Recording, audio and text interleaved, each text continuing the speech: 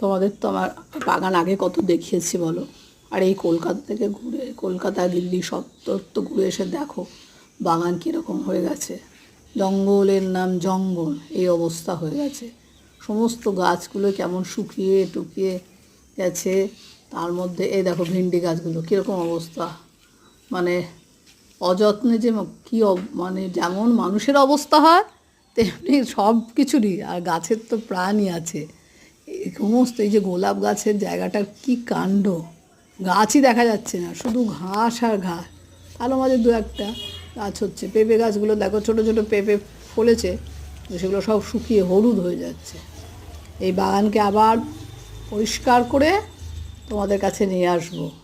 তোমাদেরও নিশ্চয়ই মন খারাপ হয়ে যাচ্ছে যে ওই বাগানের কী কাণ্ড হয়েছে। কোন গাছ আমি চিনতে পারছি না, ভেতর ভেতর কোন গাছগুলো কোথায় চলে গেল। যা